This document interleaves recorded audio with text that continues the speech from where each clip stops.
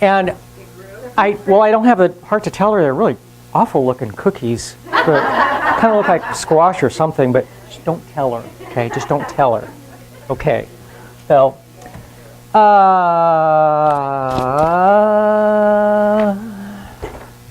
Jan, did you ever figure out when Christopher was going to be doing a service on Christmas Eve? Not yet.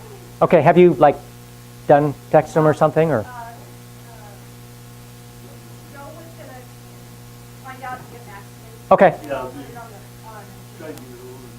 Oh, okay, okay. Because Christopher, as far as we know, is going to be doing Christmas Eve services here. It'll be, I'm going to guess, 7, 8 o'clock. I don't know. I know it'll be earlier in the evening than it has been in the past. Yeah, it's, one of these, for people on YouTube, it was -8 here yesterday officially. It was cold, and it's still cold today. Yeah, I think we're up to 12 right now. It's definitely a heat wave. Now, for all you people that are complaining about the 110 last summer. Yes? I talked to Christopher last Sunday or Monday about something else, and I asked about that. He said, "Why am I using it for Christmas?" But it sounded much more like 9 or 10 o'clock. Oh, okay. Well, and it could be. Don't know about the time for sure. So, and it could change a little bit. We'll just kind of keep everybody up to date about that. So, and also for the people on YouTube, more about Washington. Washington has been host to the World's Fair twice, 1962 in Seattle and 1974 in Spokane. And Spokane was the smallest city in size to host a World's Fair in 1974. Washington, the 42nd state in the Union, is the only state named for a president. Before it became a state, the territory was called Columbia, named after the Columbia River. When it was granted statehood, the name was changed to Washington, supposedly so people wouldn't confuse it with the District of Columbia. Yeah, I know, that's kind of the point. It's like they still confuse us with Washington. Which Washington? Okay. Washington's residents are educated. It's the state with the most residents holding high school diplomas. Seattle leads the country in residents with more college degrees per capita. Washington's state insect is the green darner dragonfly. And Zilla has the oldest operating gas station in the United States. Is the teapot still actually operating? Yes. Oh, okay, okay. Yeah, if you've never been here, it's worth coming to Washington State to see that. It's really, really kind of cool. Look up, is it Teapot? To the Teapot gas station in Zilla, Washington. Yeah, kind of cool, kind of cool. And Mary brought me some more t-shirts, sweatshirts, and all this stuff. So, if you don't like them, she did it. If you like them, she did it. So, meddle not in the affairs of dragons, for you are crunchy and good with ketchup. I'm awesome. Don't question it. Just deal with it. Retired. Goodbye tension. Hello pension. He who sees you when you're drinking. Santa Claus. So he who sees you when you're drinking. Love with a doggy or kitty footprint cannot be bought, but it can be rescued. Not only is my short-term memory horrible, but so is my short-term memory. So, cool. Thank you, Mary. More to come. More to come. Yeah, I did notice it's like stuff on the other side there. We do have a couple patron saints by the name of John Lennon and George Carlin. And John said, I believe that as soon as people want peace in the world, they can have it. Trouble is, they're not always aware that they can get it. So, George, I put $1 in a change machine. Nothing changed. Go figure. Go figure.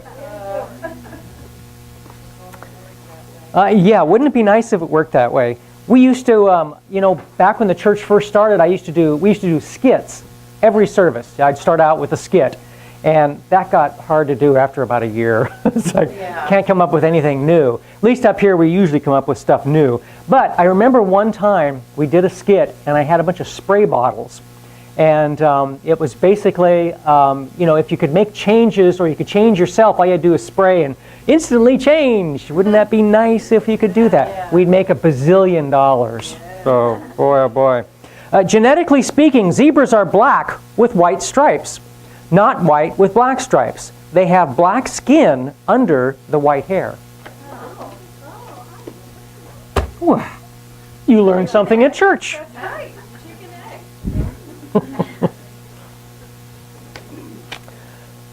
The handwriting on the wall may be a forgery. The best of prophets of the future is the past. Lord Byron. Every beginning is a consequence. Every beginning ends something. Imagine that.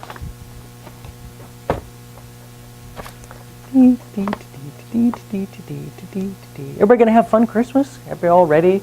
Only have one more week to get over it or to have it or something like that? Yeah. Yeah. Sometimes.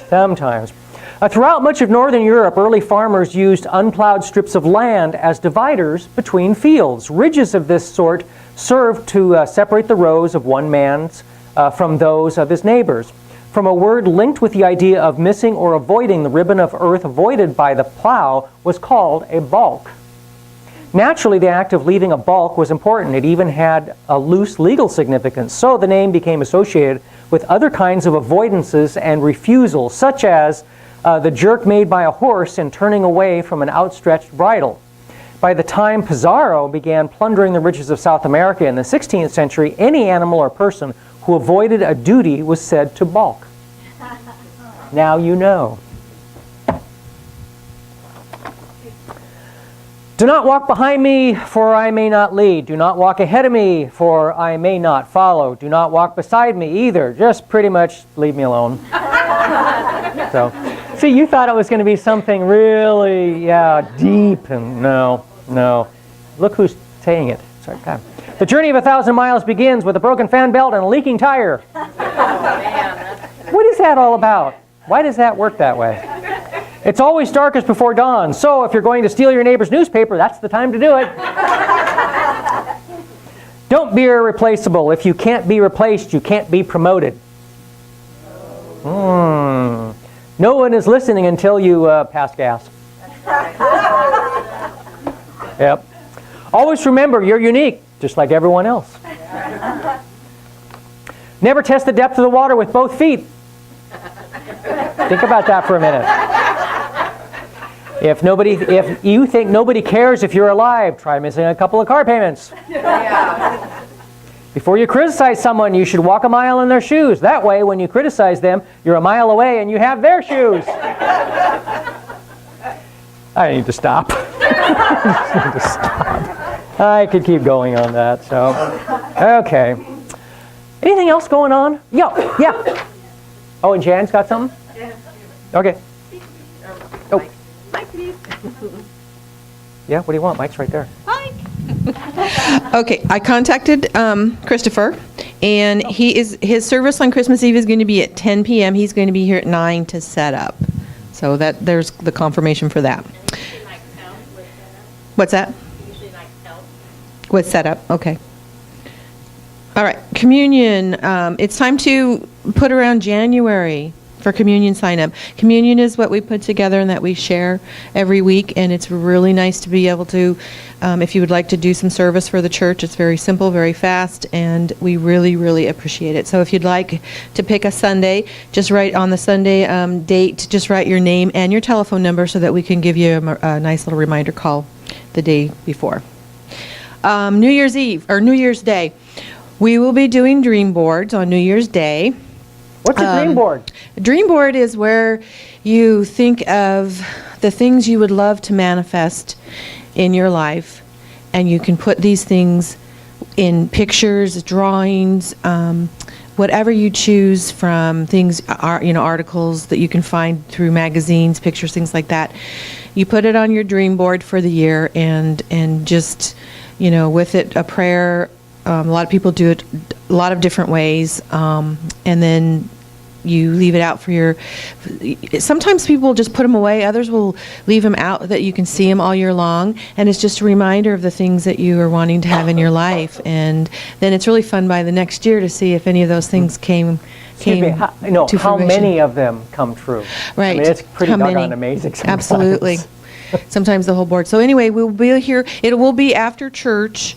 Probably do a potluck because it will be right after church. We will supply the boards for you unless you have one that you want to bring yourself. We also are limited on supplies. We do have a lot of magazines. Old calendars work really well. So bring whatever you would like of supplies that you think you might to create the dream board. Yeah, scissors, markers, absolutely, all of that. Whatever, whatever floats your boat.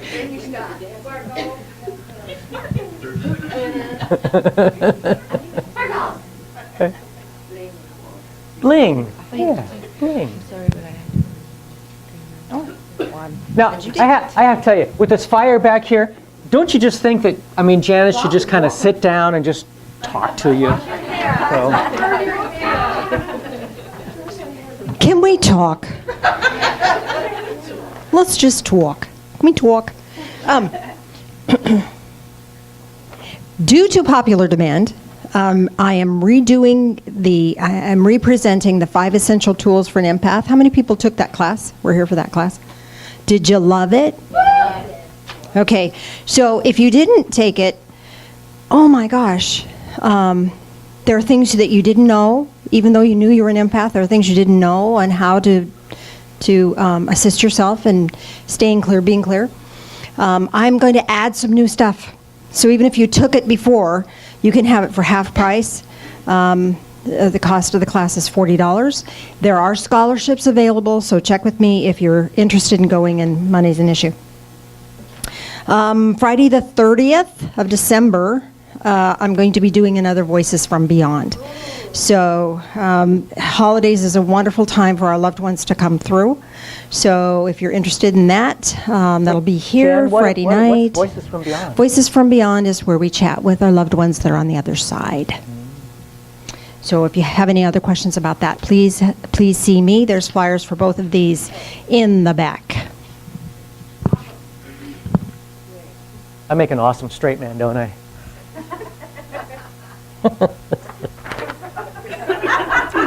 Did I feel eyes roll or something there? Did I just?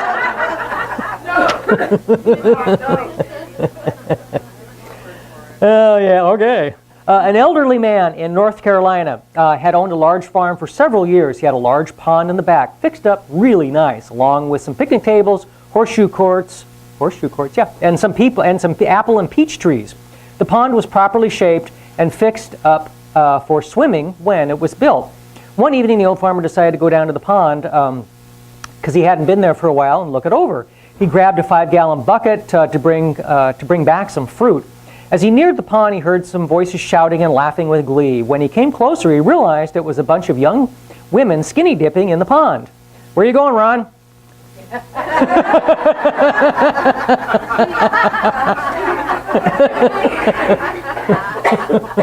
Sorry, couldn't help it.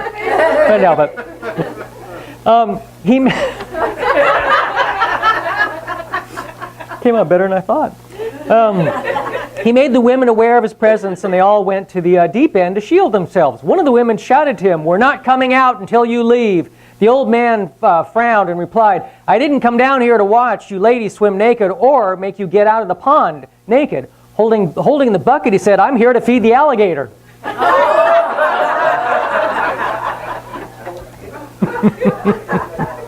Okay. Gosh, I almost had it. We're going to sing a song. Can't remember what it was. Do what, Hud? They are always a little bit too tight.